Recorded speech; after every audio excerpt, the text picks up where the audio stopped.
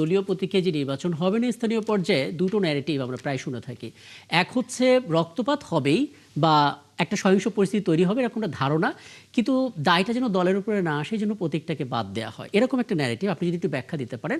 আর একটা হচ্ছে স্থানীয় পর্যায়ে দুজন যোগ্য প্রার্থী রয়েছে একই দলের, তাদেরকে তো আর বলা যাচ্ছে না যে তোমাদের একজন থাকবে একজন থাকবে না, তাদের একটা সুযোগ করে দেয়া।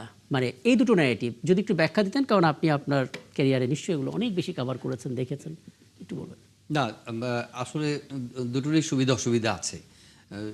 উনি হয়তো প্রতীকে চাচ্ছেন, কিছু সুবিধা আছে, কিন্তু অসুবিধা যেটা সেটা হলো যে দলীয় প্রতীকে দিলে ভয়ঙ্করভাবে একটা মনোনয়ন বাণিজ্য চলে। এই মনোনয়ন বাণিজ্যের দৌড়ে যারা যোগ্য অনেক প্রার্থী আছেন তারা আসলে পিছিয়ে পড়েন। হ্যাঁ, অর্থের লেনদেন হয়, পেশির বিষয় থাকে। তো আমাদের রাজনীতি এগুলো থেকে মুক্ত নয়, সুতরাং এটা একটা ভয়ঙ্কর মেনেসিং একটা প্রভাব থাকে দলীয় প্রতীকের কারণে। আরেকটা ব্যাপার হচ্ছে যে মানে আপনার সহিংসতার একটা ঝুঁকি থাকে। হ্যাঁ, প্রবলভাবে সহিংস হয়ে ওঠে।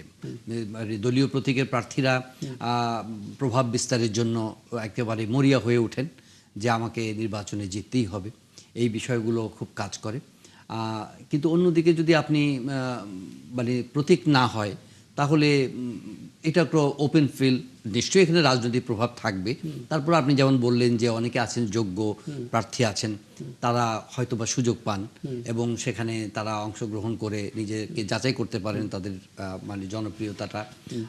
এবং প্রশাসনিক ক্ষেত্রেও দেখা যায় যে দলীয় প্রার্থীরা হয়তো ওই যে অ্যাডভান্টেজের হয়তো এটা হতে পারে যে দলীয় যদি সরকারি দলের হন তাহলে তিনি হয়তো স্থানীয় উন্নয়নের ক্ষেত্রে ভালো প্রভাব রাখতে পারেন, মানে এগিয়ে থাকেন। তবে আমি মনে করি যে স্থানীয় সরকার পর্যায়ে এই ধরনের একটা কি বলবো যে আনডিউ রেস না থাকাই ভালো।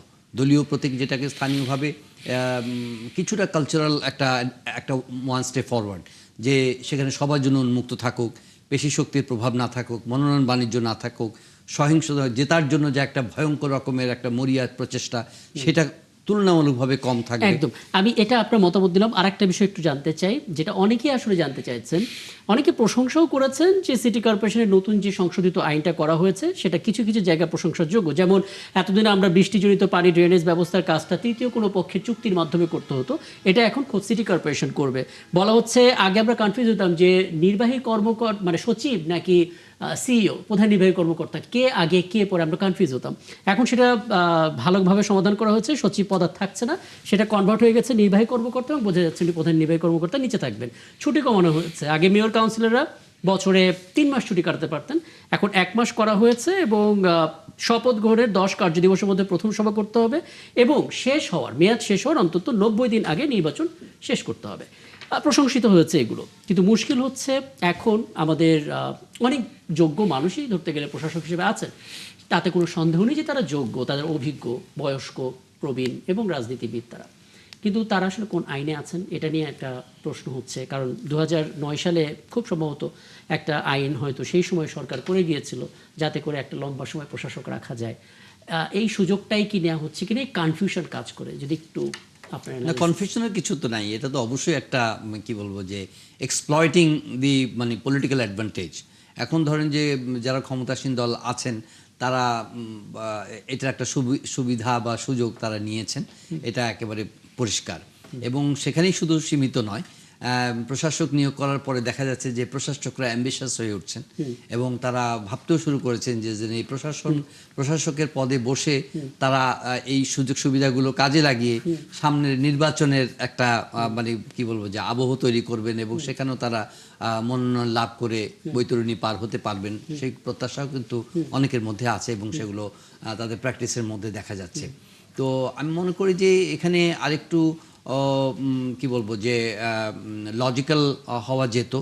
মানে প্রিভিয়াস অনেক লেগেসি আমরা সমালোচনা করছি, সেগুলো আমাদের রাজনীতিকে কলুষিত করেছে, সেগুলো সুবিধাবাদী রাজনীতি প্রতিষ্ঠা করেছে। তো সেখান থেকে তো আমরা আপনি কি আপনার অভিজ্ঞতা থেকে বলতে পারেন, মানে এই সাংবাদিকতার অভিজ্ঞতা থেকে কোন সলিউশনের দিকে যেতে পারতো সরকার, অর্থাৎ প্রশাসক না বসে কি করা যেতে পারতো এখানে? না, দেখেন, এটা একটা কমপ্লেক্স একটা ব্যাপার। আমাকে সলিউশনের কথা যদি বলেন, এই একটা পক্ষ এই প্রশ্নের মুখোমুখি তো সরকারের সংশ্লিষ্টরা বারবারই হয়েছে, কেন এটা আপনার করেছেন। তা এখন তাদের বক্তব্য হলো যে আমরা ক্ষমতায় এসেছি, আমরা মানে এই প্রশাসনকে পরিচালনা করার জন্য, এবং সেখানে তো আমাদের নিজস্ব দলীয় লোকরাই মানে কাজ করবে, এবং সেটা তাদের সরকার পরিচালনার ক্ষেত্রে বা প্রশাসন পরিচালনার ক্ষেত্রে এটা তাদের জন্য একটা সুবিধা, এটা একটা অ্যাডভান্টেজ। কিন্তু আমরা ওই স্তরে এখনো পৌঁছি নাই যে এখানে একটা ইনক্লুসিভ অ্যাডমিনিস্ট্রেশন চিন্তা করা। দেখেন, আগেও দলীয়করণের কথা আসছে, এখন কি এখন নতুন প্রশাসন আসছে, আপনি কি এটা কল্পনা করতে পারেন যে এখানে দলীয় আনুগত্যকে একেবারেই বিবেচনা করা হবে না? সেটা তো আসলে কল্পনা করা যায় না। কাজে একটা আদর্শ রাজনৈতিক ব্যবস্থায় মানে পদার্পণ করাটা সুদূর পরাহত এখনো। হ্যাঁ, সেই বাস্তবতাটা আমাদের মেনে নিতেই হবে। এই জন্য বলছি যে আমরা যখন পার্লামেন্টের যে জুলাই সনদ নিয়ে এত হইচই হচ্ছে, কিংবা গণভোটের বিষয় নিয়ে অধ্যাদেশ, তাদের অনেক মনক্ষুণ্ণ বিরোধী দল, তারা এগুলো নিয়ে রাজনীতির মাঠ উত্তপ্ত করতে চাইছে। তা আমি তো মনে করি যে পুরো ব্যাপারটা একটা অ্যাম্বিশাস প্রকল্প, তাই না? এই জায়গাগুলোতে ধরেন যে আপনার ওভারনাইট কোনো ইনক্লুসিভ অ্যাডমিনিস্ট্রেশনের মেজাজ তৈরি হয় নাই, এই সরকারের মধ্যে হয় নাই। কিন্তু যদি আমরা কিছুটা, যদি রাজনৈতিক গোষ্ঠীগুলো যদি নিজেদের মধ্যে এই আলোচনাটা যদি চালিয়ে যেতে পারে, তাহলে হয়তো বা ওয়ান স্টেপ ফরওয়ার্ড হতে পারে। জি, হতে পারে। আমি আলাউদ্দিন মোহাম্মদ আপনার কাছে আসবো, তার আগে মাননীয় সংসদ সদস্য খুব ছোট করে একটা বিষয় একটু বলবেন। নির্বাচনে এত কথা হচ্ছে, দলীয় প্রতীকে হবে না, তারপরে আমরা এই বিষয়গুলো নিয়ে ভাবছি ইত্যাদি ইত্যাদি, কিন্তু কবে যে সিটি কর্পোরেশন নির্বাচন হবে সেই ডেটটা তো আমরা পাচ্ছি না। বলা হচ্ছে 1 বছরের মধ্যে হবে, কিন্তু সেটা নিয়ে মানুষ তো একটা ফিক্সড ডেট চায় মাইন্ডসেট করার জন্য, নানা কিছু। কোনো আলোচনা হয়েছে, কোনো ধারণা দিতে পারেন? আমার কাছে এই মুহূর্তে কোনো ধারণা নেই আচ্ছা। কবে হতে পারে। তবে মানে আমি নীতি নির্ধারক মুখ থেকে যেটা শুনছি যে যতটা দ্রুততার সাথেই তারা সিটি কর্পোরেশন নির্বাচনগুলো আগে দিয়ে দেবে। আমরা হতে পারে তো, এখন তো বর্ষাকাল শুরু হয়ে গেছে, এই বর্ষাকালটা ধরে নির্বাচনের জন্য মানে সঠিক সময় নয়। অতীত কখনো বর্ষাকাল নির্বাচন হয়নি। আমরা হয়তো আগামী নির্বাচনের মৌসুম, যেটা শীত মৌসুমে, হয়তো আমরা সিটি কর্পোরেশন নির্বাচনটা আশা করতে পারি। আর স্থানীয় সরকার নির্বাচনটাও যত দ্রুত দেওয়া সম্ভব, কারণ অনেকদিন পর্যন্ত স্থানীয় সরকার নির্বাচনের আপনার যারা আগে বিভিন্ন দায়িত্ব ছিল তারা পালিয়ে যাওয়ার প্রেক্ষিতে সেখানে এক ধরনের শূন্যতা সৃষ্টি হয়েছে, এক ধরনের জনদুর্ভোগ আছে, আপনার জনগণের সেবা বঞ্চিত হচ্ছে অনেক কিছু।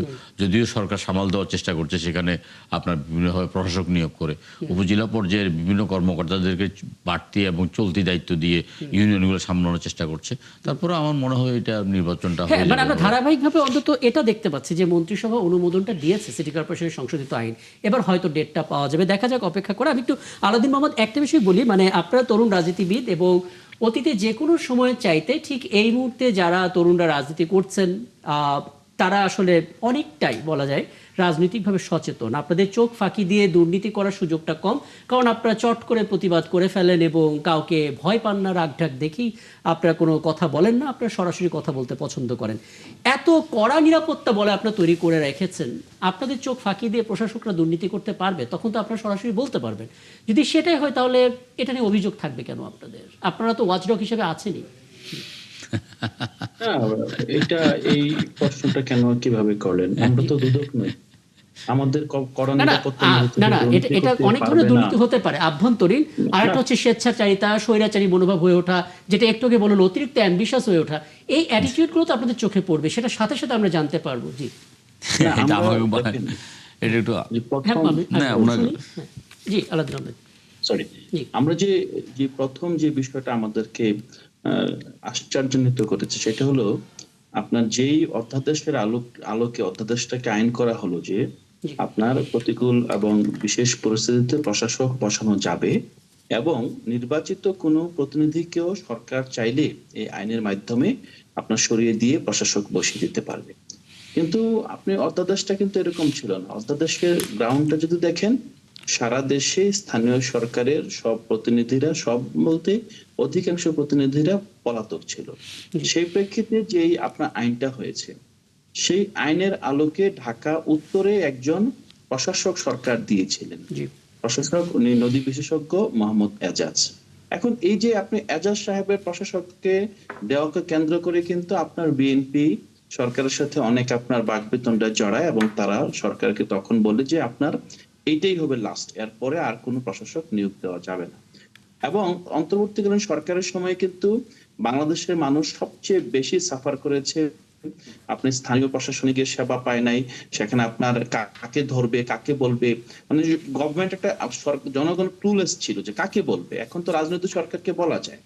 এবং এইটা কিন্তু এই যে অন্তর্বর্তীকালীন সরকারকে অনেক বেশি দুর্বল করে ফেলেছে। এই যে সিটি কর্পোরেশন গুলো যেই সময় সবচেয়ে বেশি দরকার ছিল প্রশাসক, সেই সময় কিন্তু বিএনপি এই অন্তর্বর্তীকালীন সরকারকে প্রশাসক নিয়োজিত দেয়নি। যদিও অন্তর্বর্তীকালীন সরকার যেহেতু আপনার বাই ডিফল্ট তারা কোনো রাজনৈতিক সরকার নয়, তাদের হাত ধরে যে প্রশাসক গুলো বসার সুযোগ তৈরি হতো, যেমন এজাজের মতো এরকম আরো যারা ছিলেন, এটা কিন্তু আপনার মানে সিভিল সোসাইটি থেকে গ্রহণযোগ্য ব্যক্তিদের দিয়ে হতে পারতো। কিন্তু আমরা দেখলাম যে যে অধ্যাদেশগুলো সত্যিকার অর্থে প্রয়োজনীয়, সত্যিকার অর্থে আমাদের এখানে গণতন্ত্রকে টেকসই করতে, প্রতিষ্ঠানগুলোকে টেকসই করতে, সেগুলো বাদ দিয়ে যে অধ্যাদেশ যে বিতর্কিত, এখন তো অবশ্যই এটা বিতর্কিত বলতেই হবে এবং এটা আইনে রূপান্তর হয়েছে এটা সত্য, কিন্তু এই আইন আসলে কালো আইন, এটা থাকতে পারে না। এটাকে আপনার খুব দ্রুত এটাকে অ্যামেন্ড করতে হবে। প্রথমত আপনার এখন যেই প্রশাসকগুলো নিয়োগ দেওয়া হলো, সরকারের হাতে কি এমন কোনো ব্যক্তি ছিল না রাজনৈতিক ব্যক্তিত্বের বাইরে যাদেরকে সরকার উপযুক্ত বিবেচনা নিয়োগ দিতে পারতো? এখন এই যে একটা প্রশ্ন, এবং তারপর আমরা দেখেছি ঢাকা উত্তর, বিশেষ করে ঢাকা দক্ষিণের প্রশাসক প্রতি ঈদ এবং প্রতিটা স্বাধীনতা দিবস, বিজয় দিবস সব জায়গাতে সারা শহর আপনার পোস্টারে ভরিয়ে ফেলছেন তিনি মেয়র হিসেবে নিজেকে দেখতে চান সেখানে। আপনি এটা তো আপনার কনফ্লিক্ট অফ ইন্টারেস্টও বটে। তো মূল জায়গাটা হলো যে আপনি যেটা বললেন যে দুর্নীতি না, নিয়োগে যেখানে দুর্নীতি হয় আপনার এটা তো একটা গ্র্যান্ড করাপশন। তারপর আপনি আসবেন যে ঠিক আছে আপনার ওই প্রশাসকের আন্ডারে সেখানে সে আসলে কাকে টেন্ডার দিচ্ছে, কার সাথে ব্যবসা করছে, সেইটা তো আসলে একটা রাজনৈতিক দল হিসেবে আপনার পক্ষে নগর ভবনে ঢুকে ওয়াচডগ হিসেবে কাজ করা এটা টেকনিক্যালি পসিবল না। আমরা যেটাকে প্রথমে এটাকে রেজিস্ট করতে পারি, সমালোচনা করতে পারি যে the way you put administrator in the position. এবং আরেকটা বিষয় হলো যে বিএনপি যে 31 দফা দিয়েছিল, 31 দফা সুস্পষ্ট ভাবে একটা দফায় দিয়েছিল যে তারা স্থানীয় সরকারের কোনো পর্যায়ে কোথাও রাজনৈতিক দূরের কথা কোনো প্রশাসক বসাবে না, এবং সর্বক্ষেত্রে নির্বাচিত প্রতিনিধিরাই এই স্থানীয় সরকারের যে ইউনিটগুলো নির্বাচিত বুঝতে পারছি। আপনি একদম চমৎকার করে নিজেদেরকে কিন্তু আপনার কন্ট্রাডিক্ট করলো, এটা আপনাদের দিক থেকে স্পষ্ট করে বললেন।